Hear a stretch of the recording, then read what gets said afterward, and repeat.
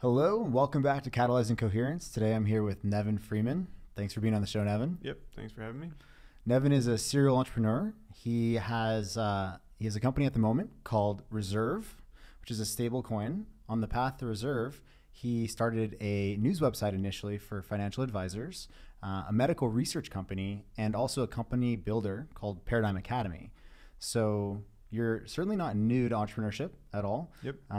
What got you interested in this current space of cryptocurrency and more specifically working on stablecoins? Yeah, so I sort of got interested and then lost interest and then got interested again, where I discovered Bitcoin in 2011 and was really excited about the idea that you could have a currency that was like the way I see it, it's like a currency that's held in place only by carrots instead of by a combination of carrots and sticks. Or if you look at fiat money, it's sort of held in place by a combination of punishments that are built into the whole government apparatus and then also economic incentives. And then here's this idea for Bitcoin where it just only uses positive economic incentives to keep the whole consensus about who has how many of something stable. And the reason why that was interesting to me was because the sort of the sticks part of currency depends on functional government apparatuses. And so if you have something that just works based on carrots, well, then maybe that could persist even if government institutions degrade. And I kind of think that it's beyond me why you might be concerned about that these days. yeah. Unstable governments? What? Right. Well, no, but the thing is like, it's like you travel to some parts of the world and the instability of government is like really clear. But in developed countries, even in like times that are sort of relatively tumultuous, there's still kind of this underlying stability, at least in the short term. And it's easy to kind of forget that over the span of maybe longer than one human lifetime, these big government institutions often end up degrading, such that even if we're in a time of relative stability, it's sort of unclear how long that will last in the overall course of history for any given government institution. And so it was kind of like, well, what if there was a currency that was actually kind of separate from government, that didn't depend on that, that could continue to work in the case of decline, so that if you have that decline, still the kind of the fundamental collaboration tool of currency persists. And so that was sort of intellectually what got me interested in it. And then, it was like, well, if it's going to be the next currency for the world, I should probably buy some. So I like tried to mine some on my laptop and I bought some on like Mt. Gox or whatever, where you had to like, put your money into Dwala and then send it to Mt. Gox or whatever. And I still get emails from Dwala. And then, but I didn't really stick with it because within something like a year, I was thinking really actually from that investment perspective of, well, should I put all of my money into this? Yeah. And actually asking myself if I should put all of my money in led me to take all of my money out, because as I thought about it, I concluded, well, with the supply curve of Bitcoin, it's going to be, even in the world where it ends up being massively adopted, it will be deflationary for so long, or maybe indefinitely, I wasn't sure at the time, and or volatile in such a way where it seems like it wouldn't really function well as a currency. And I was very focused on thinking about like, well, is this going to replace currency? I didn't even think about the possibility that it'd be used as like a gold replacement, as this sort of store of value thing. And so I thought, okay, well, this is a really cool technology, but it's not going to work from a currency perspective. So I took all my money out of it, and I kind of decided, okay, moving on, going to go do other things. And so that was the first touch with it. And then last year, during the height of the ICO bubble, I started looking at the cryptocurrency space again, still not having faith in Bitcoin, and studying it more from a sociological perspective, where basically I was kind of fascinated by the way in which human consensus around what is valuable can like shift so quickly. And that's kind of what a bubble is like all of a sudden people get very excited about something and everyone wants to buy into it, and then maybe that lasts a long time or maybe that goes away very quickly. Yeah. And this is especially true the more removed the symbols or signifiers of value are from the actual behaviors that might be generating value or anchoring the kind of representation of value to the actual behavior itself. So it's like if it's all this psychological game that we're playing, or this Keynesian beauty contest, or we're continuously speculating on other layers of speculation that rest upon other layers of speculation, those can change on a dime. It's all psychology. Well, and so part of the so I was looking at the cryptocurrency space and kind of comparing it to other historical examples of this kind of behavior. So I went and started reading about like the first stock market in Amsterdam a long time ago. And interesting, a lot of the same patterns sort of emerged.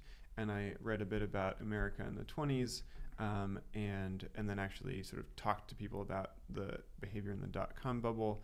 And which patterns are these? Just to kind of dig into that a little. The interesting like idea that I came to that I think is right, I don't know if others will think it's right, is basically that like humans are kind of looking, in many cases, like many humans are looking for ways of getting rich quickly all the time. Like if you offer someone the legitimate opportunity to get rich quickly, generally people will be like, well, yeah, I would like that.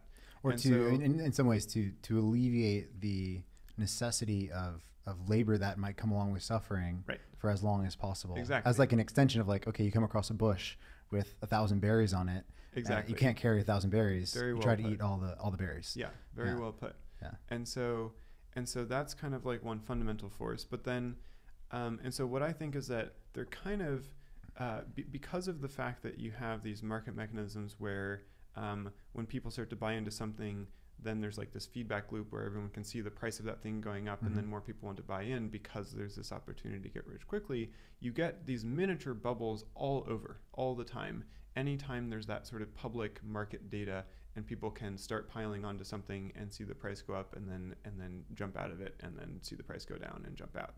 And the thing that makes the difference between those like mini bubbles that form and then burst very quickly versus something that gets really big in the way that like Bitcoin was able to, and like, you know, and like the stock market was able to in America in the 20s, is whether there's some coherent enough narrative on which the fundamental value really is there, and it's not just a speculative sort of Keynesian beauty contest, where you know, in the case of like America in the 20s, there's this idea that like there's this new science of management and this new mechanized means of production, and yeah, these prices are going up super fast in the stock market, but it's actually just tracking the huge amount of economic value that really is going to be produced, and these things aren't overpriced. So at the time that everything was going crazy, I think it was actually possible to maintain the belief that things weren't overpriced. Yeah. And that's kind of an interestingly and have some legitimacy to that claim. Right. Yeah. Right. And that's the thing. It has to be that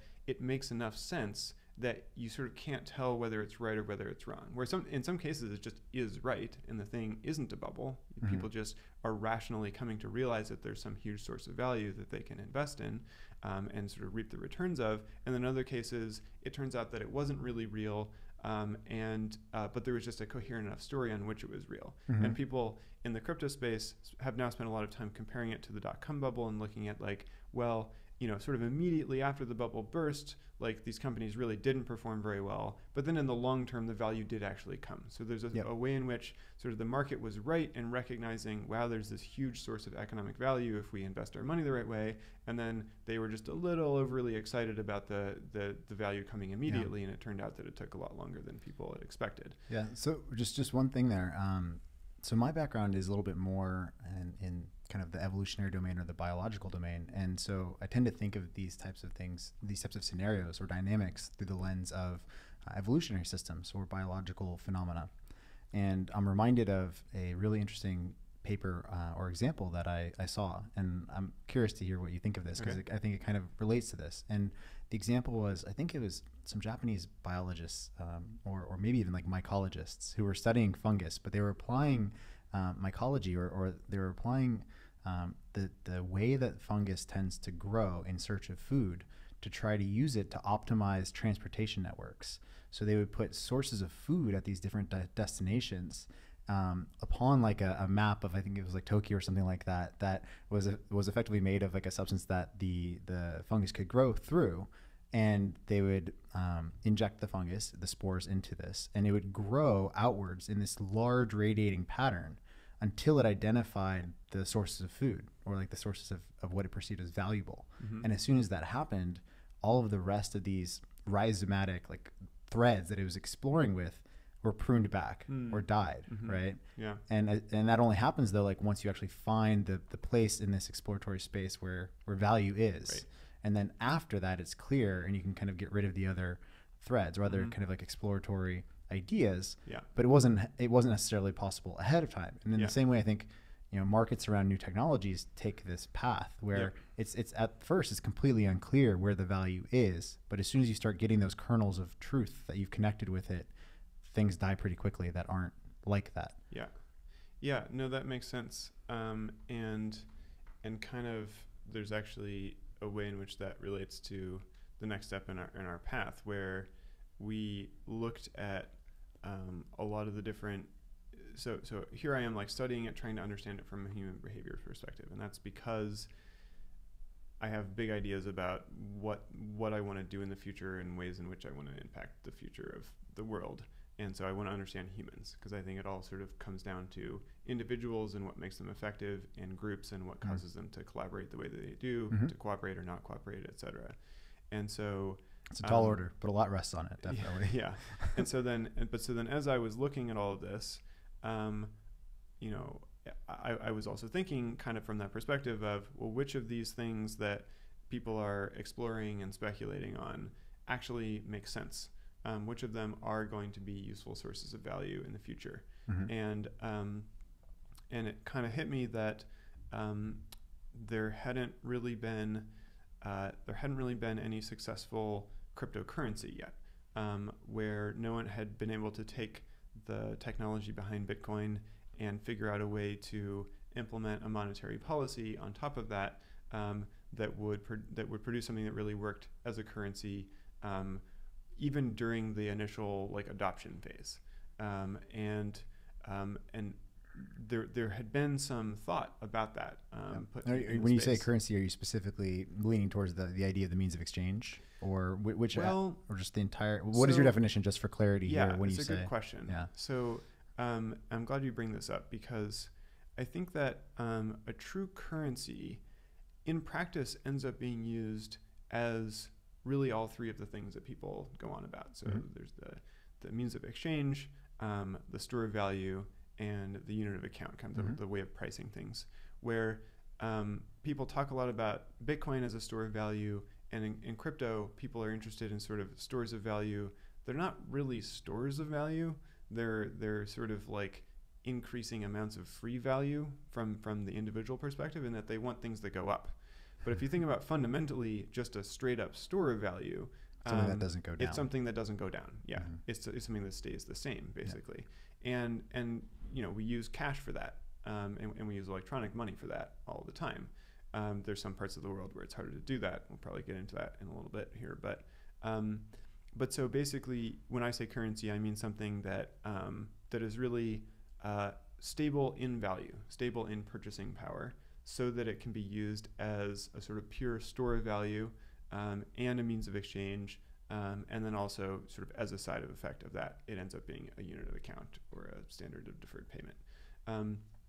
And so basically, you know, what happened was I got some of the people from my company builder together, and we made a list of all the problems with Bitcoin on a whiteboard. And the stability of the value is number one. There were many others that we considered as well, and we sort of asked ourselves, could we solve all of these either all at once, or a bunch of them up front and then more of them over the course of time, to produce like the actual true cryptocurrency that ends up being useful around the world, and you know, seriously offering an alternative to fiat money. And it took us some thinking, but eventually we concluded, yeah, we think that we could do that. And so that's why we decided to start the project. And so our team, we come from this group called Paradigm Academy, which is itself embedded in this larger movement called effective altruism, which is a bunch of people thinking about, and there's many different types of thought in effective altruism, but there's, you know, the sort of simple version of it is like, how do we figure out which charities are actually useful, where we're not just throwing our money away and then donate our money to those. That's kind of the simplest form. And then kind of on the full other end of the spectrum in the EA movement is like, think about the entire future history of the universe and what is the most impactful thing you right here can do to actually cause that all to unfold in the direction of utopia as opposed to the direction of destruction or dystopia. I mean, in a very pragmatic way, it's a mode of thinking about how to effectively apply energy to problems. Yeah. Right? Yep.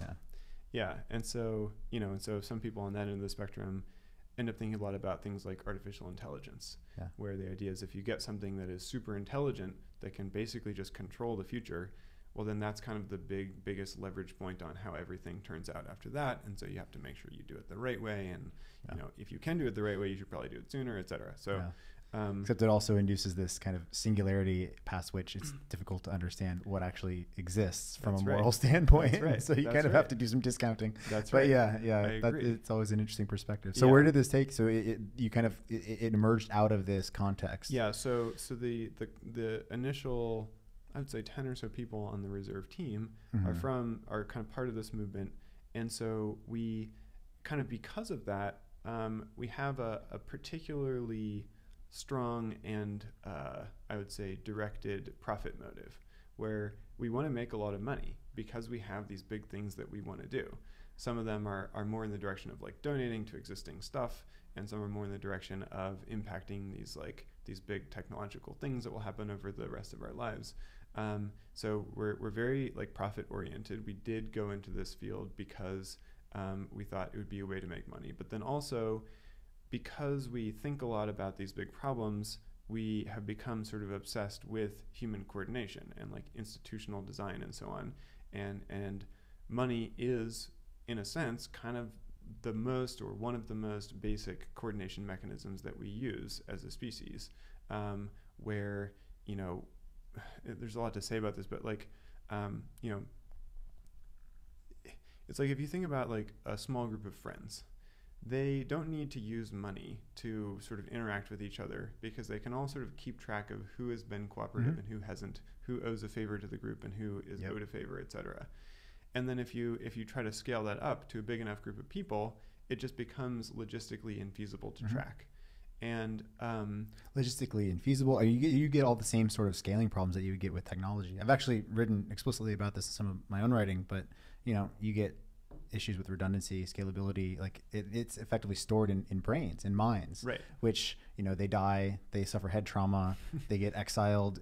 People. You start introducing incentives for deception, and so then emerges this need for externalizing that into objective space. Yeah, exactly. And hence we start having tokens to which we ascribe certain value or trust, and the birth of money occurs. Exactly. Something along that. Along those lines. Obviously, it's a much more complex story, but it is interesting how it is this kind of shared collective computer or mechanism for us to maintain and coordinate action over time. Yet we lost sight of money's role in society, like in that way or in that context for so long, and we're kind of unpacking it again, right? Which is cool. Yeah, and this is one of the cool things about when I discovered Bitcoin. I kind of switched from thinking of money as this weird thing that was just baked into reality that was kind of like a government institution to like, oh wait, no, this is just a technology and we can think about what the purpose of it is, and we can think about maybe if there are ways to improve how to achieve that purpose. Like I grew up in a liberal setting where it was kind of thought that money was bad, and if you were a rich person, then you were like greedy or evil. And people tend to just focus on all the problems with money. And there's kind of a lack of acknowledgement of the way that it allows us to engage in this massive like cooperative activity as an entire species around the entire planet in a way that if you subtract the ability to use money, that would just all break down like overnight. Unfortunately, what works well becomes invisible quite quickly. Right. Yeah. So until it stops working. and then you have to deal with it. Exactly. And so kind of that, I guess the next part of this where it's like we're motivated by making money ourselves. We're also fascinated by trying to improve human coordination. And when looking into this, we sort of realized that we take functional money for granted, but there are a bunch of parts of the world where it's not really working. And it's usually because the government institutions that support the money are themselves dysfunctional in some way or another, whether it's corruption or incompetence or just bad luck in terms of the situation that's unfolding. And so you get typically inflation or devaluation.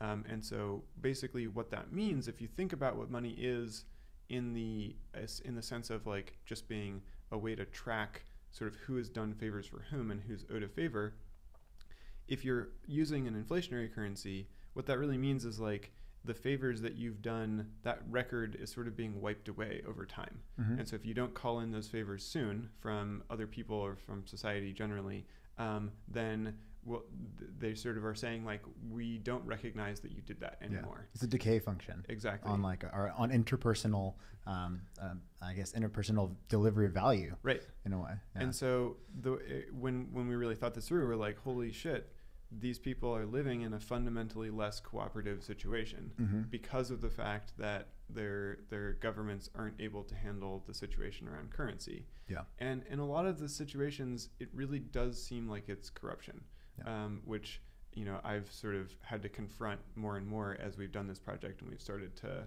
like travel to these places and look at like what's actually going on. So, and just to add on to that as well, it's like what we know about the psychology of cooperation, you know, with respect to scarcity versus abundance, you know, the way that we actually interact.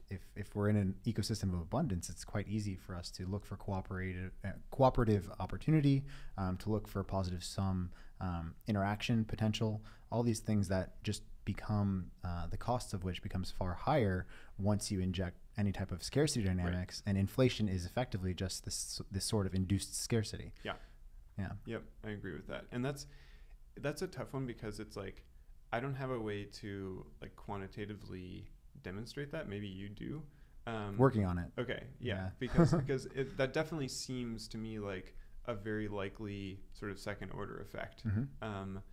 Intuitively, but I don't have sort of like proof of it. So if you can tell me more about that. So I mean, it depends. Proof is a loose, you know, proof is a difficult word. Oftentimes, I've been experimenting with models around that, basically agent-based modeling. And if you, it's an inductive jump from well-represented psychological truths about individuals to representing those heuristically in a model or in a simulation, and then tweaking different variables and seeing what happens. Like, but you can get a shape of the space. You can get an idea of the space to some extent. And to what extent you consider that proof versus perhaps just useful is debatable. But yeah, that's kind of, I like playing around in that space. Cool. Yeah. Cool.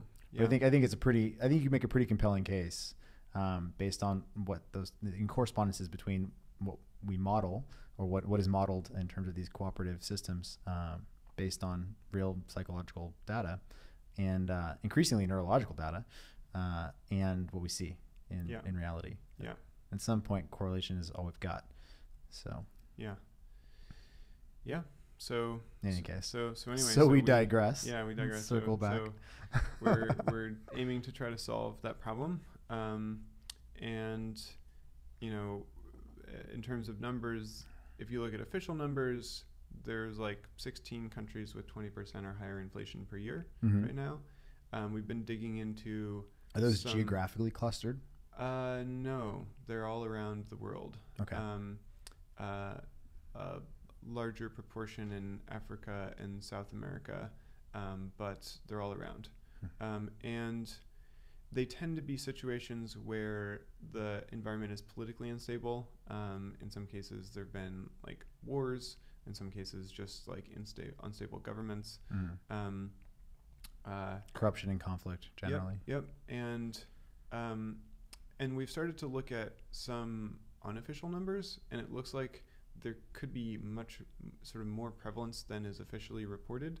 I don't want to misquote, so I'm not going to say anything in terms of numbers right now, but if you look at the devaluation of currencies against external stable currencies like the dollar, then those devaluations tend to look like much higher than the internal inflation amount.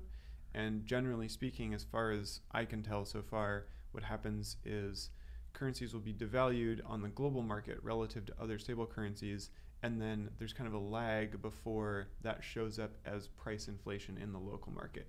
as sort of the economies all shake out, and then the goods end up costing more in those local currencies because the currency has lost its value in the global sense. Yep. Anyway, it's like an outside in effect as opposed to inside out, or top down as opposed to emergent bottom up effect. It's not always a bad thing for a devaluation to happen, because then it makes that currency cheaper on the global market, and it can cause then it to be easier for that business to, or that company, listen to me, that country to start, for the local businesses and companies to start exporting goods, because now it's cheaper on the global market for people to buy those.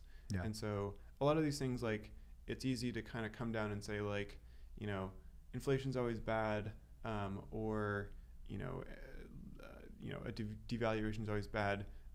It gets subtle. Like if you look close. The opposite would be, I guess, something like pegging a currency, a national currency, to a more stable and more high value currency, and therefore perhaps disincentivizing internal production or production of certain goods within that country's borders and importing those instead, and therefore having less tax revenue or something like that. Yeah, exactly.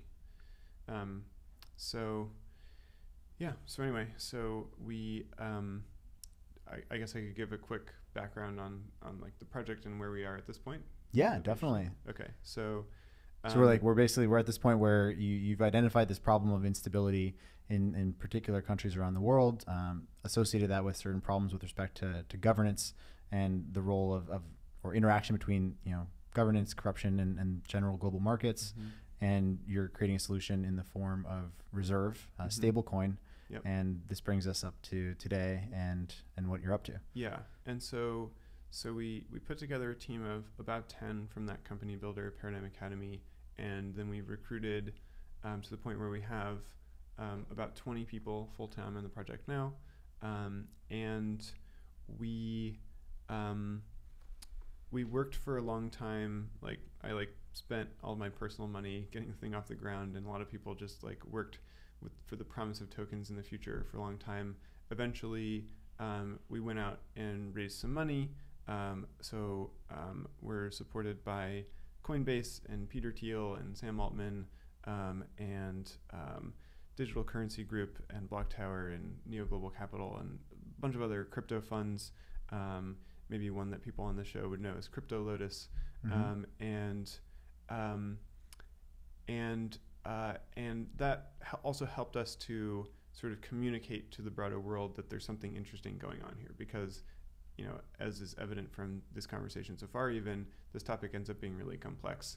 It's hard for people to tell, is this another weird crypto scam, or are you doing something interesting? Yeah, sure. And so in part, we focused on getting big names so that we could show people that there's something interesting happening. And we spent a long time thinking very carefully and learning a lot of background sort of models around monetary econ as we were structuring our protocol. And it was a little bit contentious because there are a lot of other people trying to do this too right now. We're not the only project trying to create a stablecoin. And crypto markets are crashing, and so there's a lot of pressure to go very fast and compete and do everything as quickly as possible and get to market. And we want to do that. We want to be competitive, but we also, the closer we looked, the more problems we found with all the sorts of designs we were thinking of, all the sorts of designs we were seeing other people in the space come up with and write about. And so we kept on being well, nope, we have to spend another whole cycle analyzing this problem and building out our model of this scenario and so on. Well, I mean, it seems, given the target of your product, responsible, I mean, it seems imperative that one is responsible about the type of system you try to inject into a country that's already having enough problems maintaining some sort of stability. Yeah, absolutely. Yeah, that's another piece of this where the more we've gotten into this, the more responsibility we've felt, where it's okay, if we're really going to do this, we're really going to create a currency that's going to be adopted, at least as a store of value, even if not also as a means of exchange by millions of people in in these emerging economies where the local currency is unstable, if we produce something that's pegged to another currency and then that peg breaks, well, then we haven't really helped those people. We've actually hurt them. Yeah. And that could be, you could actually cause a really large amount of destruction, even if your intention is to help people cooperate and improve their lives. And so we've grown quite concerned that some of the stablecoin designs that are being built right now actually could get to a really substantial level of adoption and then break. And that's part of the issue here. It's not just that they could break at all. So actually, if you look at the history of stablecoins, there's one called Nubits that the way that it was built, it didn't get very big before it broke. Mm-hmm. And so some people in the crypto world lost money holding what they thought was a stable asset. Yeah. And that's bad, but it's not that bad. Mm-hmm. Like probably those people were dealing with like sort of monopoly money that they had earned in the crypto world anyway, and I think it's just not that big a deal. But part of the plan of some of these stablecoin projects is to hold a bunch of dollars in a bank account and manually stabilize their currency until they can't anymore. And so they're going to try to sort of grow it to a large enough state that the way they think about it, once it gets big enough and that there's enough velocity and so on, then the thing is sort of self-sustaining, and everyone is confident enough and no one will lose confidence and can just grow forever. But that critical moment is deferred until you've already onboarded quite a number of people. Exactly. And so the thing is that you could get to billions of dollars in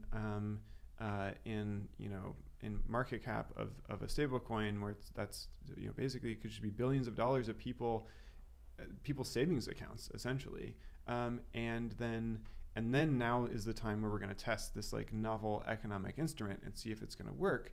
And when we look at some of the economic instruments that are being designed, we're just like, no, we just think it's not going to work. And so we're concerned about this. We don't really know what to do about it yet. That is also an interesting side effect of kind of the modern technological variant of currency design that may have been, the world may have had more tolerance for failure states in a world where there's kind of a bulkheading going on with nation states, right? And obviously there can be cascades or knock-on effects from the implosion of a given economy based on corruption or bad choices for a particular nation or its leaders. But now we're entering a world where regardless of the barriers to entry politically, in theory, one of these currencies could be adopted in all 16 of these countries at the same time and fail simultaneously as well. Yep. Yeah. It's a weird era where the way I think about it, it's like, and this is, if any of your viewers know about seasteading, they might have heard Patrick Friedman say this, is this cool idea he had where it's like, with a company, if a company is providing a service poorly, a startup can come in and disrupt that and either sort of take over that market and serve the market well, or force that incumbent to up its game in order to outcompete the startup and then provide a better service itself. And that's something that doesn't really happen with governments typically. We don't have startup governments that are just like coming in and outcompeting the existing governments. And so their idea with seasets is like, well, let's build islands in the ocean so we can have startup governments that then like force the existing governments to do better. This isn't exactly that, but it's startup currencies is like the era that we're in now, where up until recently you couldn't really just create a startup currency. Now you can, and so then for better or worse. For better or for worse, and so it's gonna create a situation where now there's all this competition over how to do currency, and it could be that the result of all this is not that any one of the startup currencies gets adopted. It could be that now these countries that were able to maintain these kind of shitty currency situations that benefited the people in power will be forced to up their game and produce something that their citizens want to keep using, so as to maintain their level of power just with like a little bit less discretion. And that would be a pretty good outcome. That wouldn't make as much money for me, but it would still be a pretty good outcome. Well, I mean, it makes a lot of sense. Like in the evolutionary frame, it's kind of like looking at cryptocurrencies as a forced shift in the environment to which the state actors have to adapt or die, as opposed to looking at cryptocurrencies as the primary new entrant or the primary new mutation, so to speak, that is trying to survive itself. Right. Yeah. Yep. So let's see. So where were we? So, yeah. So how are you going about doing this? Yeah. Or what is in your mind the responsible solution, and how are you going about bringing that into the world? Mm-hmm. Yeah. So usually when you're starting a new currency, I mean, where normally that would mean you were a nation state, or a central bank of a nation state, the thing that it's like if you just create some new currency out of thin air and you tell everyone like this is how much it's worth, it's really, really hard. You can't just tell people this is the value of this new arbitrary unit and then have them all go along with that. Mm-hmm. If you could, then we wouldn't need exchange rate pegs. We wouldn't need like market-based exchange rate pegs, because you could just create a new currency and convince everyone of its value, and then it would just work as this nice store of value and means of exchange. Because you can't just do that. Well, in some ways, isn't a peg kind of a shortcut to trying to convince people of the value? Yeah, so a peg is a market-based way of doing that has been shown to work. Yeah. You're convincing somebody that like we can maintain the system responsibly, in some, or even I guess the signal being sent out is the ability to responsibly and in a trustworthy manner maintain the currency reserves that are backing that peg. Yeah, but then you have to think about, well, why is that sufficient? Mm-hmm. And so basically the reason why that's sufficient is because you're borrowing the existing consensus about the value of some other asset, usually a currency, and importing that consensus into your new asset class that doesn't have any consensus yet. And the way that you're doing that is effectively by making the new currency just a virtual version of the existing currency. So like if you create a new currency and you peg it to the dollar, mm-hmm. Then effectively what you're saying is like this thing is the same as the dollar because you can always trade it with the central actor for $1 or for however many dollars. Let's just say 1 for simplicity.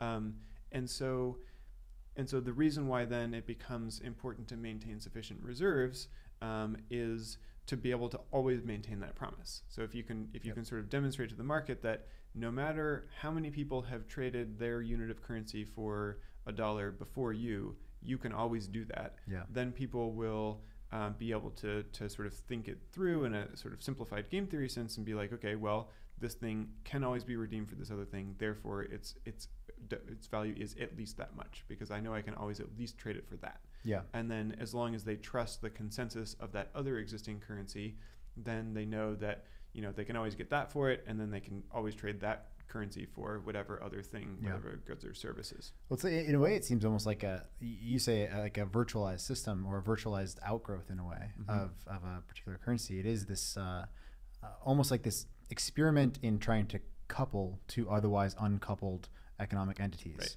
And in theory, if over time they became completely entrained with one another or totally stable, one might even consider extending the primary currency into that space. Yeah. You mean just like, let's say if you peg to the dollar, then just switching to using dollars. Yeah, like if over time one maintained a peg for a sufficiently long time and demonstrated, because like why in one sense it's interesting to me to think about the concept of like, well, what gains do we get from maintaining separation there if the goal is to peg. Yeah. And part of the reason that we're pegging instead of just using the currency is because of the boundary condition that we've had thus far being different governance, like different systems of governance, different actual nation state entities that aren't going to simply appropriate the currency of another nation. Yeah. And so in some cases, dollarization is just when one country does just accept that it's going to use the money of another country. Mm-hmm. This is true in Panama. Yeah. And sacrificing the control that they might otherwise have of kind of managing their internal needs based on currency or monetary policy. Exactly. Yeah. And so then I think part of the idea with creating an independent currency that is nevertheless pegged is that, maybe you do get to that point where now there's enough of a consensus about this currency that doesn't really have to do with the fact that it's pegged, and you can go off of that exchange rate peg mm-hmm. And then implement sort of more comprehensive monetary policy internally, which is like a useful thing to do sometimes. Mm-hmm. So given this perspective of what a peg is and why it's useful for a new currency, we found it really useful to think about sort of the two features of an exchange rate peg that have to be maintained for it to continually work. And so one is the amount of value in reserve. Like, you just always have to have sufficient value in reserve to redeem however many units of the new currency as people would want to redeem at any given time. Mm-hmm. And then number two is the credibility of the promise to always redeem, Mm-hmm. essentially. Where, if you look at the history of exchange rate pegs failing, which they do, it's either because there wasn't enough value held in reserve, and so that value ran out, or it's that there was some value left, but the entity that was in charge of doing the redemption chose to stop doing the redemption. They defected from the game. Yeah. And so, fundamentally, this is part of the reason why it's kind of like pretty exciting to try to do this with blockchain technology, is that the trustless element is actually a big deal, in that if the redemption process is just written in code, and you trust that the network is going to not be suborned and the code's going to continue executing Mm-hmm. as it's written, then you actually get the second one for free if you're doing a totally decentralized stablecoin. Mm-hmm. Some of the more centralized stablecoins, that's not true. The redemption process happens off-chain. But in the case of ours, the redemption process is all on-chain. Yeah. And so you sort of, people can trust without having to trust any humans that as long as there is sufficient value held in reserve, it will be redeemable for the native token. Yeah, I think there's a fairly strong case to be made that, I mean, a lot of the volatility that gets injected is injected from that uncertainty of Right. human behavior, Mm-hmm. and people effectively betting on human behavior, and then other humans betting on those humans' behavior, and before you know it, you create some sort of positive feedback mechanism, which is, I guess, the antithesis of what you want in terms of stability, because really what you want is something that as soon as there's volatility will kind of go back to the stable point, the basin. Right. As soon as you get a positive feedback loop started, you want some sort of negative feedback, like a thermostat, right? Like the temperature goes up and you want some cooling system. Right. Temperature goes down, you want some heating system. Yep. Right. And it tends to be, at least, and you were saying you studied a lot of the history of where markets have broken down. It's these constant piling on of like layers of speculative behavior upon speculative behavior, which is akin to this runaway positive feedback loop with there's no cooling system, right? Right. Like the heater is stuck in the on position, and there's no air conditioner. Yeah. Yep. Yeah. That's a good way of putting it. You really can draw a direct analogy between a stablecoin system like ours and a thermostat, where some variable changes and there's a sensor that's watching that variable, and then once it goes above a certain level, then the system responds to sort of Mm-hmm. move it back in the other direction, and then same underneath the peg. So our view on how to do this, I'm gonna sort of do the long form version of this, and feel free to cut me off if you want to move this forward. So we thought a lot about the right way to do this. We thought about the sort of asset-backed approach of having dollars in a bank account or gold in a vault or something like that. We thought about the sort of completely internal collateral approach, where you just have tokens that are native to your system and there's no external collateral of any kind. It's just collateralized sort of with the internal collateral. And then we've thought about the sort of external but decentralized collateral, where the system holds tokens that are not implemented by itself, that have some value for some other reason. Mm-hmm. And ultimately, we chose the third one, and I want to try to explain why. So for the sort of external centralized collateral approach, where you have dollars or gold or something in a bank account, we think that there are the good thing about this. There's something that's very good about these systems, which is that you're tying the value very directly to something that really does have a nicely entrenched consensus about the purchasing power, right? Like the dollar, or like gold, where it's like this very long history. I mean, gold is somewhat more volatile, but And that's, if you sort of naively compare that to, well, what if you just tied it directly to, some other cryptocurrency? Well, then, like, there really are no pure crypto assets that have stability. That's the whole point. That's the whole problem we're trying to solve. And so we think that it's like the maintenance of stability is difficult enough without trying to effectively orbit something that is itself chaotic. Right. Yeah. And so there's something very nice and attractive about that centralized external collateral setup, which is just that you can peg it to something that is nicely stable. And so naively, that was kind of the obvious choice. The reason why we decided not to do it is that we kind of gamed out in our heads, thinking through expected future scenarios, how those sorts of systems would end up turning out in the longer term, and we didn't like what we saw. So in particular, we think that there are kind of two ways that they can turn out.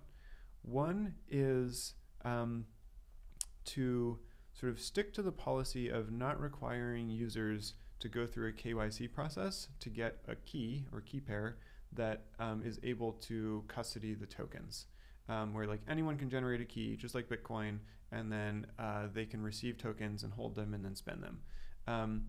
Where a common setup right now for some of these asset-backed coins is you have to go through a KYC process if you want to initially lock up collateral in exchange for the tokens, or if you want to redeem the tokens in exchange for collateral. Yeah. But then you can send the tokens around to anyone. And they don't have to go through a KYC process. And so we think that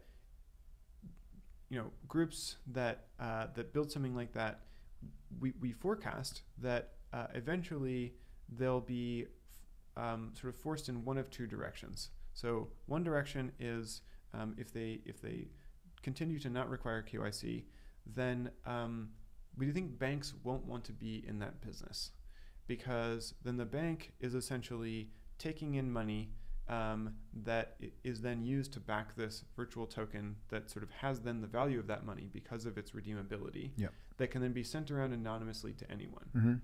And banks are subject to the rules of governments. They're very, very heavily regulated, and governments have a natural incentive to want more information about their citizens in order to govern them. And so they tend to want to be able to track the flow of money and control the flow of money. And this doesn't exactly permit that. This actually makes that harder. And if you look at the history of money services businesses, people talk about like e-gold or Liberty Reserve. These things tend to be shut down by governments, and we have well-established agencies in governments whose job it is to shut things like this down. And so regardless of your political inclinations or what you think is good or bad, I think it's just a fact that that these businesses might not be allowed to persist. And so then what like regardless of what side of that argument you're on, most people who know what they're talking about foresee conflict in the space. Whether whether the answer to that is to avoid the conflict and find ways of cooperating with government actors, perhaps in the kind of like forced evolutionary scenario you were mentioning, encourage them to be better stewards of the currency through innovation, or you take a more anarcho-capitalistic approach and or a more Bitcoin maximalistic approach and foresee I guess armed warfare against the government funded by Bitcoin, but conflict is a part of both scenarios. And so one outcome that we see so it's like either that business can just be shut down if the proprietor decides to shut it down, because they have the ability to do that with the control that they have, or they could choose to try to maintain the business still while keeping it anonymous. And the two ways that we could see of doing that, would be to essentially lie to the banks about the fact that they're holding money on behalf of this type of business, so that the bank thinks that it's some money for some other purpose. Well, the problem with that is that then you can't really do an audit if the bank itself doesn't know the money is there. You can't tell everyone else that the bank is holding the money. Or maybe you find banks who are willing to hold the money, but they don't want their governing governments to know that they're holding the money. in which case you also can't do an audit and sort of prove to your users that the money is there if the government isn't allowed to know that it's there. And so we think that sort of one option is maintain anonymity, but at the expense of transparency, essentially. And then if you sort of go back to that two-pronged framework for thinking about exchange rate pegs, well, even if you trust that entity to redeem the money if they have it, you don't have a way of telling whether the money's there. And so then that ends up, we think, being other than past behavior. Like, that's right. So long as they're behaving in line with their assumed intent and stated capacity. Yeah. And I think this is, in a sense, the most thoroughly tested stablecoin design so far, in that this is, regardless of what's happening on the back end with the banking situation, which is private information that I don't have access to, we've seen in the case of Tether that if you don't give the crowd sufficient information about what's going on with the assets in the background, a lot of mistrust develops. And I'm not trying to pass judgment one way or the other in Tether. For all I know, the business is totally legitimate, and they just don't have a way of proving that to people. But regardless of what's going on in the background, we think it's not a sustainable model that can really grow to be like a reserve currency for the whole world because of that trust problem. So then the other option is to require a KYC process to get a key. And so if you make it so that anyone holding the currency, not just creating and redeeming, but anyone holding it, has had to go through a KYC process essentially to get a key that's on a whitelist, then you can have, some let's say there's like a company that's doing this, then the government maybe can subpoena that company and get information about whose key is each person's and track where all of the money is going, right? And so in that case, we think banks would probably be willing to be in that business. And so then you can do audits and prove that you have the money. And so we think in that scenario, you can get the trust of the audience. But the downside, there's kind of two downsides to this. So one is that we think that there are just a lot of people and companies and so on in the world that have a preference for privacy. And so given the option of a more private version or a version where they have to go through the KYC process, they won't want to go through the KYC process. And so it might just be hard to get adoption from those parts of the market. But then also part of the interesting thing about cryptocurrency is that it is the financial inclusion aspect, where people who don't have access to banking can be a part of the system. And if you look at why they don't have access to banking, in many cases it's because they don't have a government ID number in the first place. They were just born in some country and never put into the system. And so they can't prove to a bank who they are, and so banks aren't willing to deal with them. And this system is kind of just like a slightly more secondarily tradable asset that's like a bank. It's like a bank deposit. And so and has the same requirements for identifying yourself. And so if we want to try to like some of the problems that would emerge in terms of not having an address here in the United States, and therefore not being able to have some sort of proof of residence and not get a job or not get a bank account, and therefore you have this cascading side effect, but much larger on the scale of an entire nation, basically millions of people falling off the side of that system, and those people being potentially re-included by new inroads or new more accessible ways of kind of accounting for their inclusion in the system. And so if we want the future of cryptocurrency to be accessible to those people, then either it can't. So there's actually two ways of solving this. Either it can not require KYC, or it can require KYC, and then we just have to build a worldwide physical infrastructure for allowing people to identify themselves, even if they don't have a government ID number yet. This is something we're thinking about doing. This is not like in the roadmap. There's no promises about this, but not you weren't thinking about piggybacking off of other identity solutions in the crypto space that have been emerging or partnering I'm with. interested in that too. Things pop up so fast, I'm sure we don't even know about all of them. But a lot of those are sort of technical backend solutions, not people building the physical infrastructure needed to get people into the system in the first place. Where I think I'm probably going to mispronounce this, but the Aadhaar project in India is like the most interesting flagship example of this, where basically the Indian government approached this entrepreneurial guy and said, hey, will you build this physical infrastructure that like covers the whole country where people can go in and biometrically identify themselves and get an ID number for the first time. I mean, it's a census problem, really. Yeah, and it worked. I mean, it's contentious now because they've kind of started forcing people to use the system in a way that not everyone likes and what have you. So there's always going to be contention about this. But, you know, you could imagine building an infrastructure like that all around the world, so that even if you don't have a government ID number, your way into the system is to go scan your thumb, you know, have something look at your iris probably, and then you get a number, and now you can be a part of the system in a way that governments can track. You know, again, it depends on your political sort of leanings, whether you think that's the right way forward or just creating a cryptocurrency that doesn't require any KYC is the right way to do it.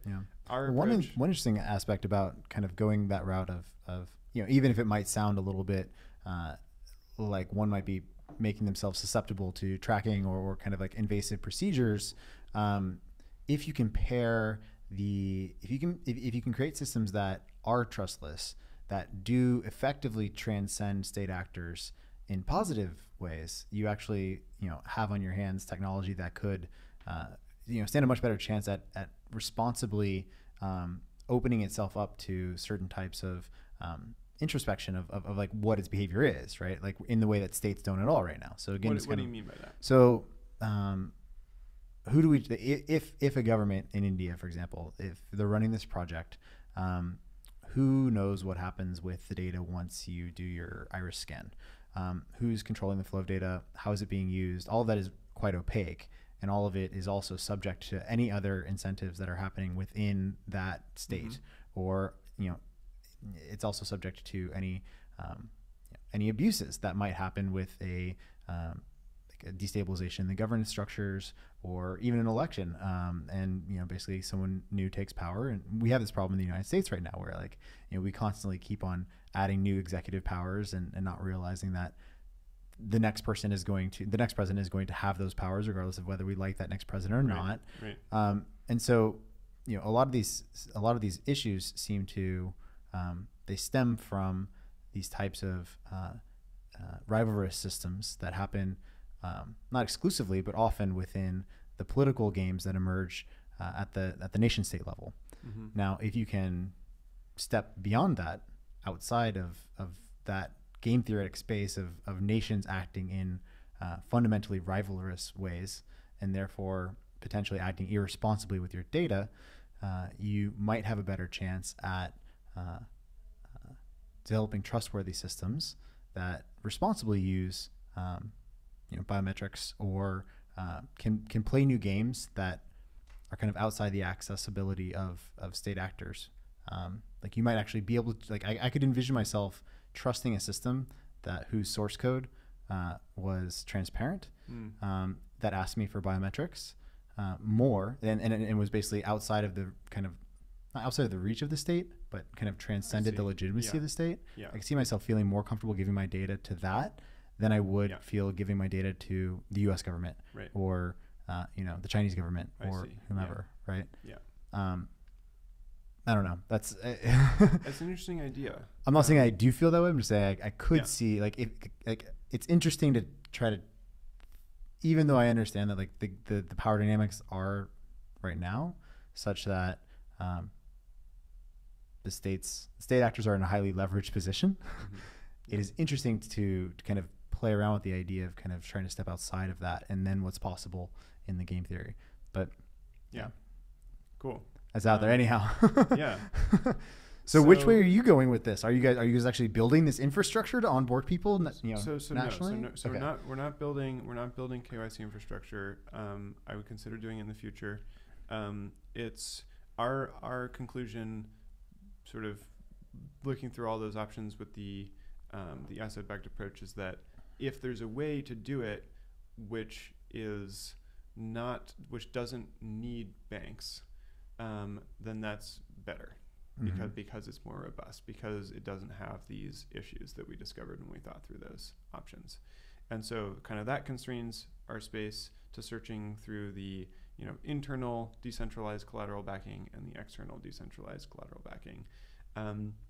And so we thought actually a fair amount about these internal decentralized collateral backing systems. The thing I mean by that is you can have a system where, for instance, I think a good example is the system called seniors shares, which was originally proposed back in 2014 by this guy, Robert Sams. And it's a pretty basic idea. So you just have two currencies instead of one.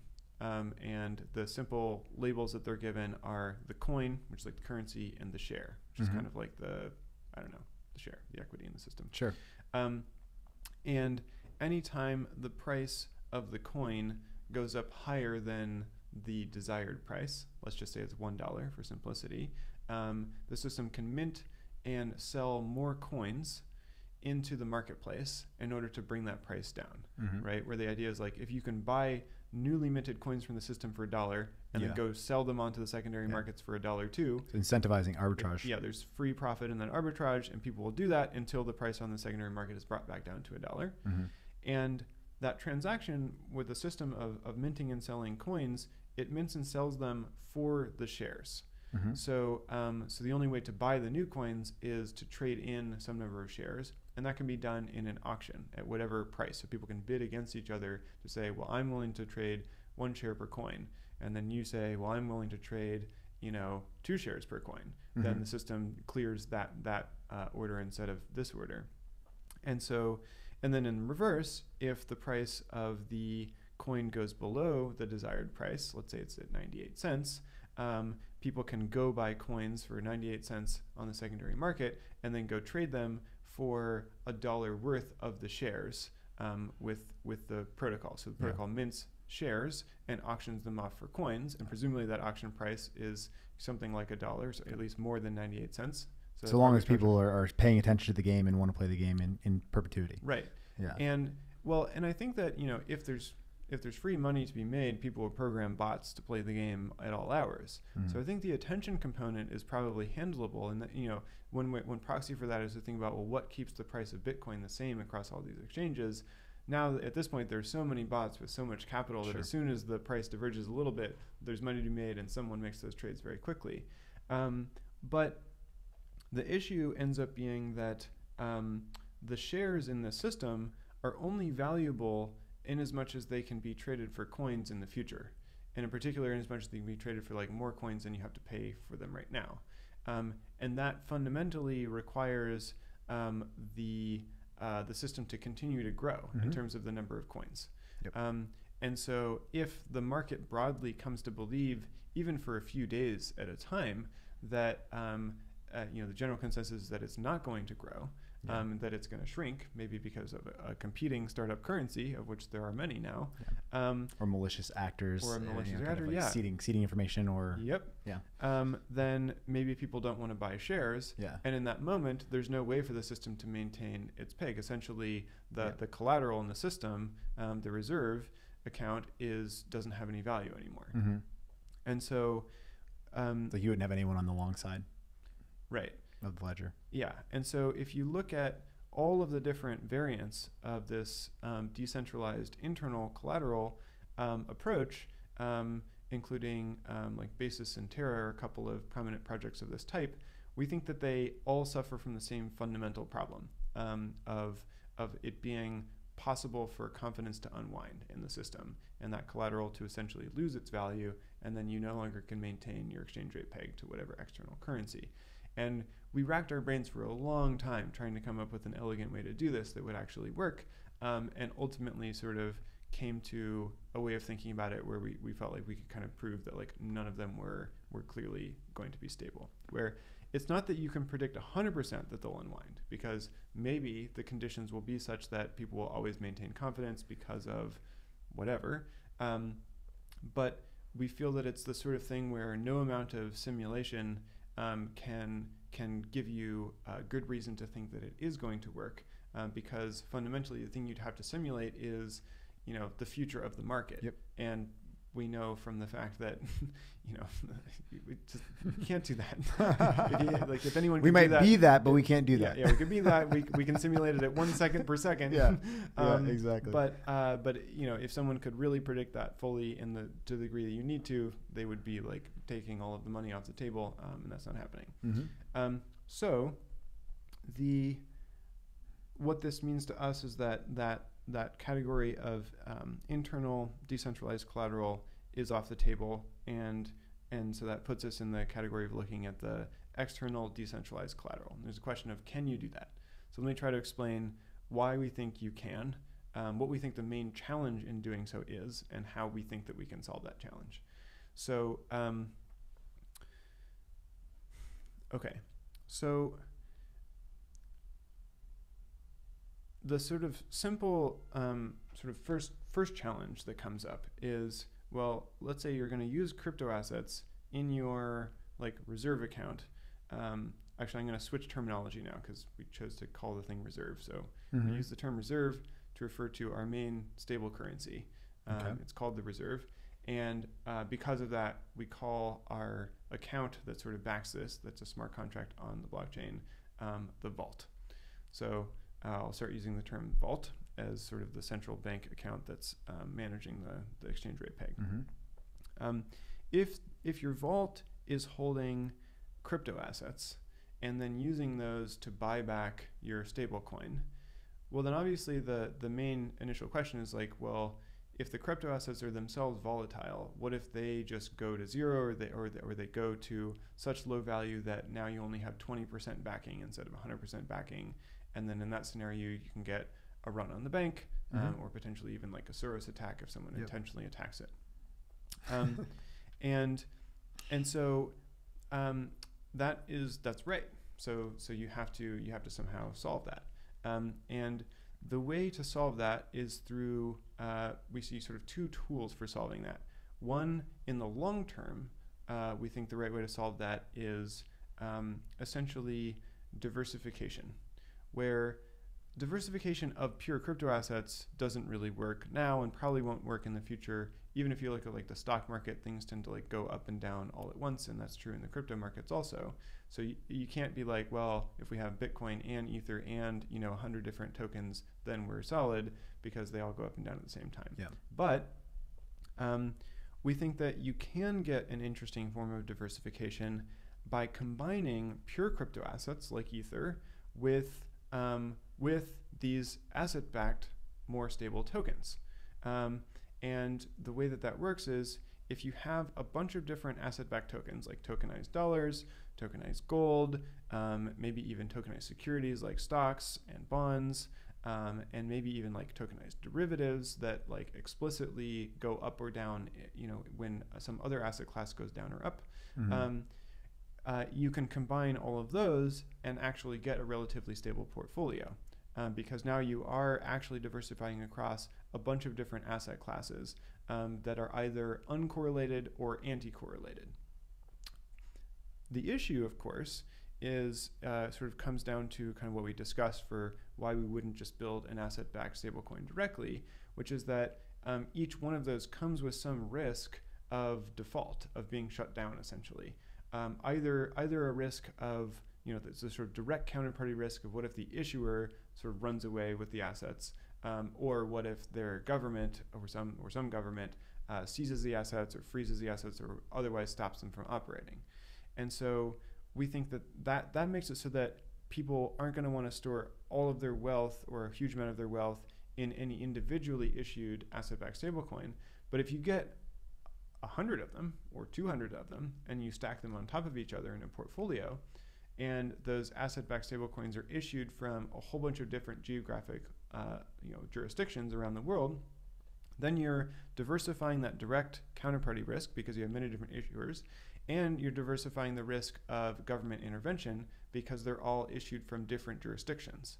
And so if some government, or even a few governments at once, pass laws that put these things out of business, that's actually only a small slice of your total portfolio. Yep.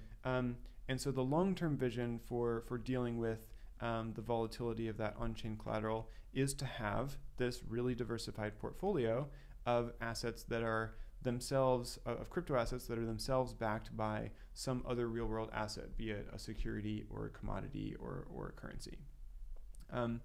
And so we think that with that type of portfolio, which you can't achieve today, but we think you'll be able to achieve over the course of the years, you can have... Or you think like 2 years, 5 years? It's a really good question. I think predicting timing of these things is really hard. So Sure. any number It's I say always, is probably it's always a hard part yeah. of prediction. So I won't even predict, but it'll be multiple years. Okay. I'm also like, when I'm hearing you describe this, I'm thinking, CDOs, collateralized debt obligations, to some extent, were in financial innovation to serve a similar process of providing effectively more predictive risk profiles over a diversified underlying set of assets. And not that it's not possible, obviously, but that it's highly contingent upon accurate prediction or operating within some established bandwidth of risk prediction. Yeah. In our view, so there's a lot to say about that, but I see what you mean. If that's totally wrong in your mind, let me know. I'm just curious, because that's just like what's starting to pop up and come to mind. So if it's the wrong mental image, let me know. So the way that we're thinking about this eventual portfolio is that we think that like past performance, like past price history, isn't going to be a good predictor of future price history for any particular asset. At least you can't rely on that. But we think that past volatility can be a good predictor of future volatility for that asset. And this is something that we've gotten from conversations with financial advisors, people who spend a lot of time thinking about these sorts of portfolio decisions, in part because of the fact that I made a news website for financial advisors. We have a bunch of people on our network to talk to about that. And so the idea is that if you're not optimizing for growth of that portfolio, if you're primarily optimizing for stability, and you have access to sort of all of the different asset classes in the world, then in that scenario, we think that you can achieve a portfolio that is quite stable. That's our prediction. But so if you have thoughts about that, happy to go into that. And that's the sort of long-term setup for how to deal with volatility of crypto assets.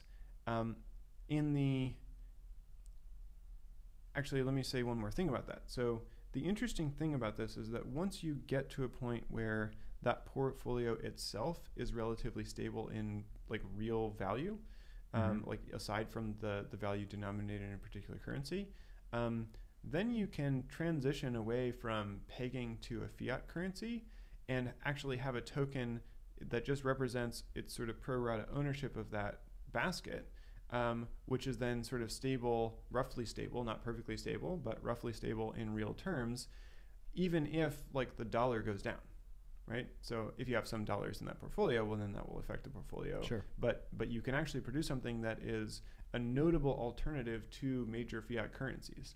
And this kind of harkens back to that original exciting idea of discovering Bitcoin and thinking, well, what if we had something that was actually sort of independent? This is a true path to doing that. Yeah. And in a lot of the stablecoin designs we thought, well, this would work really well so long as the dollar stays stable. Yeah. But then you start getting into thinking about like, well, can we have some sort of consumer price index where we're just measuring the purchasing power of the currency and adjusting supply based on that instead of measuring its price against another currency? And in theory, you could do that, but we don't really see an easy path, a realistic path to doing that on the blockchain, to actually, in a decentralized way, aggregating enough information trustlessly to get like a consumer price index and do that. And so we picked this way of doing it because we think it's actually a more reliable way to transition off of a peg to fiat currency and have something that's truly independently stable, because it's basically borrowing the stability of that really diverse portfolio of other assets. So that's how we intend to solve it in the longer term. Well, it's like it seems like it's trying to effectively give a measurement of the metastability of the entire financial system to some extent, is what it would reflect. Yes. I mean, if it's kind of like if you're basically if each one of these different assets is like essentially a dimension of volatility within this overall emergent stable metric of value, or stable currency of value, what you're doing, or the stability of the currency, is a reflection of the overall stability of every asset, every dimension within that system. Right. Right. Where if you... So in theory, the more assets within the world that could be included in it, Yeah. the more stable, and eventually it's just a reflection of the entire stability of asset creation of humanity's output, something like that. Something like that, yeah. Yeah. It seems, I don't know, like I'm just trying to build the mental model as we go here, and so if that sounds crazy or weird, or I think that's about right. It's the thing is that you could have a world where you have, let's say there are only 10 asset types in the world, and if you were to just have an equal amount of each asset type in the portfolio, that might produce a really unstable portfolio. And by varying the amounts that you have in the portfolio, it could be that you can actually increase the stability notably by structuring the target portfolio. So it's not exactly just a perfect index of like all assets and all securities in the world. Some thought will have to go into exactly how to balance that portfolio so as to have even more stability than like the general set of them. Sounds like a lot of thought will have to go into it. Yeah, well, and more thought's going to have to keep going into it over time. And this is, so, there's a whole conversation we could have around governance and how that portfolio will evolve. And if we have time, we can maybe do that, although we don't have a whole lot of time. Yeah, we're probably getting a little bit closer. So let me make sure to cover the basics here. Yeah. So in the short term, since we don't have those other assets available, the only way we can see to accommodate, to account for the volatility of what is available on the blockchain is overcapitalization. So if you have, 10 stable coins and they're all supposed to be worth $1, then you have, maybe like $40 worth of value stored in assets that are somewhat more volatile, where then you can say, well, it's at least highly improbable that that total value of the backing will go below $10. It's not impossible. It totally could, but it's pretty unlikely. And so now let me kind of just explain the actual mechanics of the system. And like for the people watching this, I apologize for the hour-long run-up to this, but I actually think it's the right way to explain it, because when I just explain the mechanics of the system without all this background, there's a lot that's hard to see, like why it is that way and why that would work. So I hope that this has been a useful preamble. So basically, the system itself that we've designed has two tokens that are a part of it, the reserve and the reserve share. And then it has this smart contract called the vault. And the vault at the beginning, like I just said, is overcapitalized. The exact amount of overcapitalization will be a function of the portfolio that we select like immediately prior to launch. So I don't have a specific number, but for the sake of example, let's think of it as 300% capitalization. Yep. So if you have 10 stable coins, you'd have $30 worth of capital in the vault. And we start off pegging to the US dollar in terms of, our system is watching the price of the reserve token in terms of dollars and then adjusting supply up or down when the price changes in dollars, so that each reserve token will be worth $1. And in order to get that overcapitalized vault, the thing that happens in this protocol is reserve shares are minted and sold for vault assets. So a simplified initial portfolio, for the sake of example, could be tokenized dollars. We particularly like the project TrueUSD. Tokenized gold, we like the project Digix, and Ether. Let's say that those are our three asset types, and let's just say that our portfolio is 1/3, 1/3, 1/3. So this means you have sort of 100% backing in terms of TrueUSD, 100% backing with Digix, tokenized gold, and 100% backing also with Ether. And so then if the system needs to expand, let's say demand for the stablecoin, the reserve, has gone up, and the price on the secondary market is up to $1 or $2, say, then what the protocol does is mints and sells reserve shares first in order to raise the sort of extra amount of collateral it would need in order to back additional stablecoins. So let's say that the system only needs to mint one more stablecoin to get to equilibrium. then the system would mint and sell sort of $2 worth of reserve shares. And it would sell those for whatever tokens in its portfolio it needed more of based on what it currently has. So let's say it sells them for Ether because it needed more Ether. And then the system can mint and sell additional reserve tokens. Yeah. And by the way, it sells them for what it perceives it needs based on its analysis of the risk of each of the assets it's holding in the vault. Yeah, it won't be doing any risk analysis live on the protocol layer. It will just be, it has price feeds for all of the assets that it's holding. Okay. And so it can calculate the dollar value of its current holdings. And where is the desired portfolio balance of assets coming from? So initially we set that, and then that gets voted on over the course of time to update it. Yeah, and that's the long governance conversation. We probably don't have time. Well, we've got, you got to get out of here in 8 minutes. So. Yeah.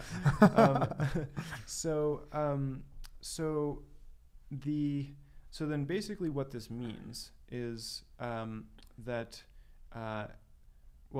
so skip to the next part. So the reason why people would buy reserve shares is that if in the event that the system scales up and becomes popular, there's a way that holding reserve shares is financially valuable.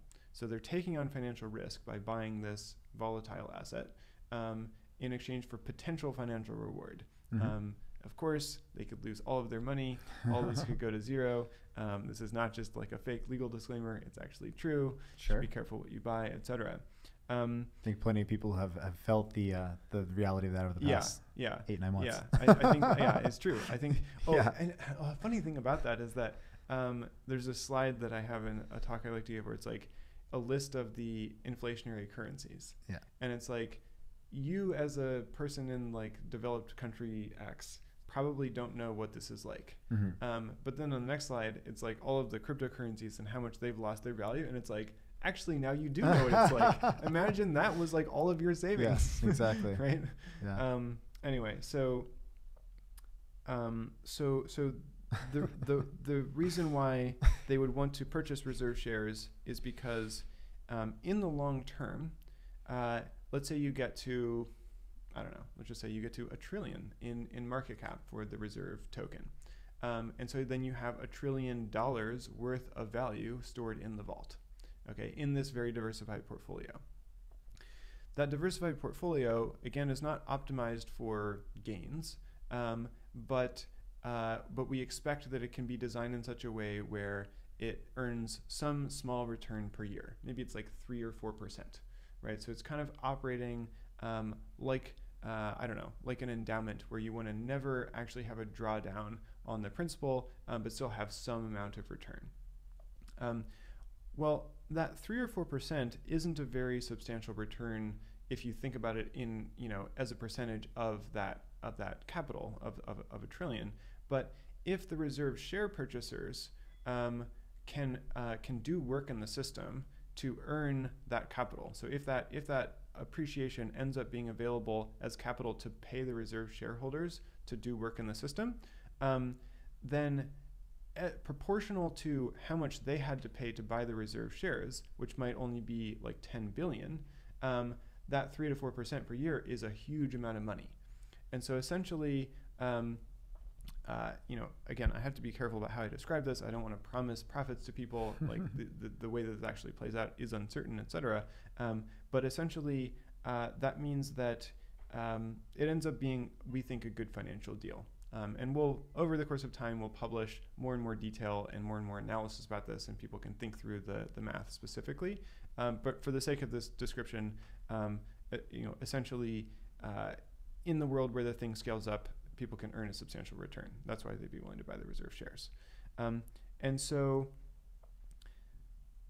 what that's doing is basically, it's basically making it so that the stablecoin holders that ultimately contribute the vast majority of that capital that goes into the vault, in exchange for them just sort of getting stability and not profiting off of the appreciation of those assets, we create this other asset class that is valuable today that you can speculate on, that you can purchase and have a share of those future earnings. which allows us to raise that extra capital and have an overcapitalized vault, which allows us to then stabilize the stablecoin starting from day one in a way that we think is really safe. And so we think that's like a nice symbiotic relationship between the sort of like share token holders and the stable token holders in the system. And so then bringing this all together, what this means is that the direct way that the stablecoin is stabilized is just like, sort of like a currency board of a small country would do, where if the price of the stablecoin goes below the pegged price of $1, let's say it's at 95 cents, anyone can go buy that stablecoin for 95 cents and go trade it for $1 worth of value from the vault. $1 worth of those tokens, which they can then go redeem for something else if they want to, or they can just hold those tokens.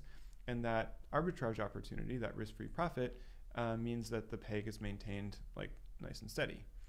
Now, like I said before, you can't say for sure that the value won't go below 100%, right? So even if we're holding, 100% TrueUSD, 100% tokenized gold, and 100% Ether could crash, and TrueUSD could get shut down, and Digix could get shut down like all at once, or something. Let's say that, I don't know, to make a good example, let's say that the two asset-backed tokens get shut down at the same time, even though they're from different places, and then the price of Ether goes down 30%, so now you have 70% backing instead of 300% backing.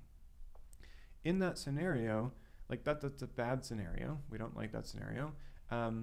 We think the right thing to do is to allow people to redeem their reserve tokens for 70 cents on the dollar. So they can't redeem them for $1 worth of value, because if they could, then that money could run out, and 30% of people could be left holding a token that isn't backed and maybe goes to zero.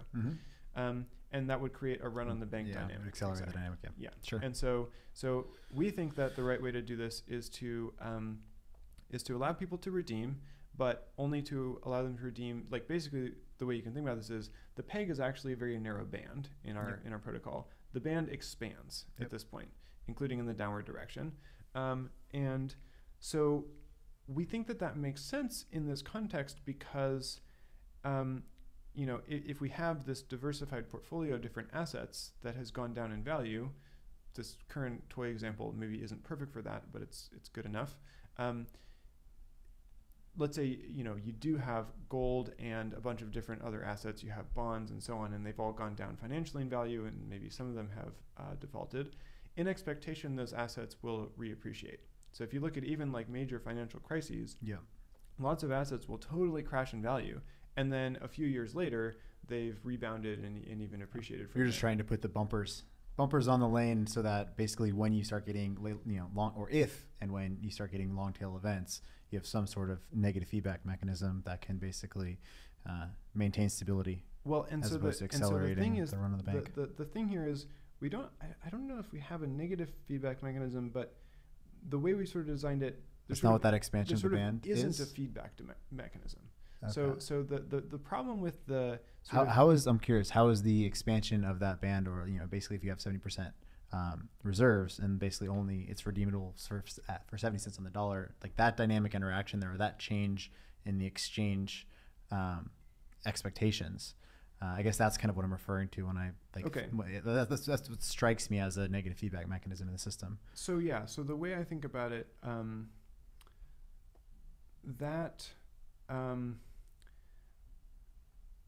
by having it be that there's no run on the bank possibility, or like we can't run out of collateral, we make it so that there isn't a scenario where one person redeeming makes it more desirable for the next to redeem and more desirable for the person after that to redeem, and so on, which is kind of the thing I meant by feedback mechanism.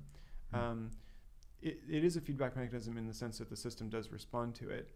You can kind of theorize about whether being able to redeem for 70 cents on the dollar would cause people to be more or less likely to redeem. Maybe they would want to redeem because they thought the collateral was going to go down further. Yeah. That's one possibility. Or maybe they would not want to redeem because they think the collateral is going to reappreciate and they can actually get their full dollar worth later. But when I talk about there not being a particular kind of feedback mechanism, I'm talking about basically a situation where the fact that the currency has been temporarily devalued doesn't imply anything about the value of the collateral, right? Because if the collateral is like gold and bonds and so on, those get their value completely independently of this particular currency system that we're operating. Yeah. And so the expectation about what's going to happen to those, the value of those collateral types in the future, just has to do with these external markets that have nothing to do with the reserve system. Yeah. Whereas with the decentralized internal collateral, like the senior shares idea I described, or the derivatives of that idea, like the Basis protocol or the Terra protocol, the secondary tokens in the system, it starts to look like they're going to be less valuable if the peg has broken. So if the peg breaks, that's the sort of thing where it's like, oh, people might leave this system. Therefore, these secondary tokens that are kind of like, you know, sort of promises of future value in the case of growth or in the case of spending, maybe aren't worth as much as we thought. And so you can have this negative cascade in competence. Yep. But we think that in our case, it's actually okay to temporarily devalue the currency because there's an easy way for the market to come to consensus about the fact that it will actually return in the longer term because those assets will appreciate later. Assuming the non-correlation of the assets and the monetary devaluation. Yep, that's right. Yep. So that's basically how it works. Let me see if I'm missing any parts that your viewers might want to know about.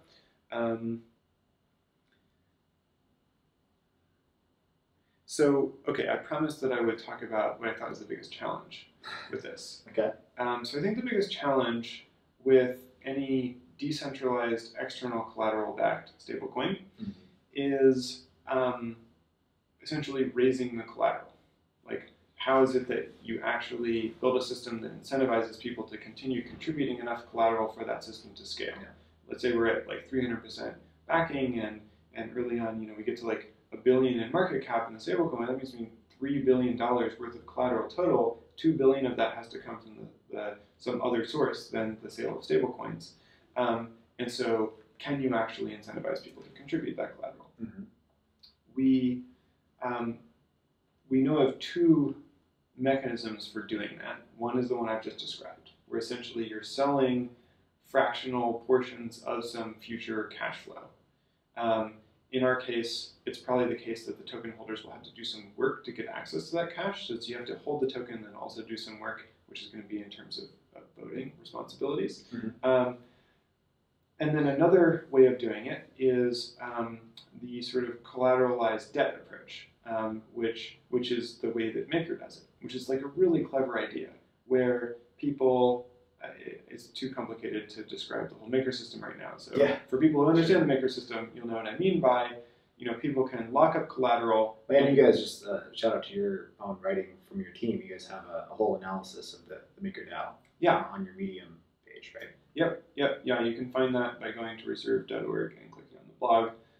It's the longest piece we've taken the time to write because, I mean, frankly, because we think Maker is the most credible project in the space. Along with us, we think that we have a good way of doing it, and so we spent a long time thinking about that way of doing it and sort of decided to publish all of our detailed thoughts about it. And so essentially, in their system, people are incentivized to lock up collateral in the system in order to issue a stablecoin to themselves that's kind of a loan, where they have to pay back that loan in order to get their collateral out. And one major use case of this is then going and selling that stablecoin for more of the asset type that they locked up. Mm-hmm. And this is kind of a way of allowing people to take a margin long position on whatever that asset is. And there could be other reasons why people want to take collateralized loans, but that seems like the biggest use case. And so then the question for both of our approaches is, will demand for either, in our case, purchasing that secondary token, or in their case, locking up collateral to go margin long or take a loan for some other reason, will that demand match the demand for stablecoins? Where if the demand is lower than the demand for stablecoins, it could be that this produces a system which is like nice and stable in terms of the value of the stablecoin, but you can't actually scale the number of stablecoins up sufficiently. And the reason why we picked this approach instead of the collateralized debt approach is that we wanted an approach where the more demand for stablecoins there was, the more in expectation demand there would be for purchasing that secondary token or doing whatever the action is to lock up the collateral. And so we think that the more we grow in market cap, the more people can see, okay, this could be very big, this could be a good financial deal, and so the more they would be apt to go and be willing to purchase that secondary token to further capitalize the system to allow us to grow more. So we want that to be a positive feedback loop, as opposed to sort of two demand curves that are more independent, which is what we think is the case in the collateralized debt model. And that's like, we think that Maker has like a really cool design. We think it's probably going to be stable for the most part. We see some scenarios will be like more volatile. And then the concern is just, can it actually scale? Is there going to be sufficient demand that happens to match the demand for stablecoins? So there's a lot there, a lot to unpack. And unfortunately, I think, I can sit here talking to you for quite a bit longer about this stuff, but you got to go. Is there anything in terms of how you'd like people to interact with your content? Are you guys, where can they find out more about this model? I mean, I know maybe right now you haven't fully explained it in writing online, but aside from this podcast, obviously there might be places you're going to be publishing more about it. What's the best place to find out about Reserve? We're going to be putting talks on our website once the videos are processed and so on. We'll be publishing the description of the protocol pretty soon. We wanted to make sure that a lot of the details were ironed out before putting it out so that there wouldn't be confusion about the sort of different iterations. But that should be happening soon, so check out reserve.org. If you found this interesting enough to listen through this entire conversation, then you should consider reaching out to us and talking to us about working on the project. We're recruiting people in the Bay Area and also around the world. There's so much to do for a project like this to really make it work. And right now, we're kind of acting like a company, sort of doing it all in a pretty coordinated and centralized way. Over the course of time, of course, for this to really thrive, we need many people around the world to take ownership of different parts of the project. And so we're especially looking for super driven founder types, people who want to own their own domain and do something that no one's in control of them, and they're just making something happen in some other part of the world. And when it comes to not necessarily just technologically implementing this, but actually bringing it to the parts of the world that need it the most, we're not the experts. Like I said earlier in the conversation, we've started to travel around to different parts of the world and try to understand the situation on the ground, but we really want to connect with people who sort of viscerally feel the issues with currency in their jurisdiction and can help us bring it to those people. Cool. It sounds like there's a lot of work to be done, and hopefully you'll be able to match with a lot of the intelligent people out there who are interested in this space. I know as somebody who is extremely passionate about seeing the positive seeds of innovation emerge from this kind of explosion of exploration that's happened across the past couple of years in the cryptocurrency space or the decentralization space, as opposed to all of the grifting and all of the scamming and all of that's been kind of overwhelming the narrative and the rhetoric. It's really refreshing, and it's good to see that there are people out there like you and your team who are giving a lot of this thought and who are doing so with a mind towards the great burden of responsibility that also comes along with it, and have spent the time thinking through all of these extenuating circumstances and have a model that you feel comfortable bringing to the table now that could really help to, I think, help to bring not only stability but also to realign perceptions of the potential in this space with the underlying reality. So thank you for doing that, and thank you for being here today, Nevin. Yeah, thanks for having me.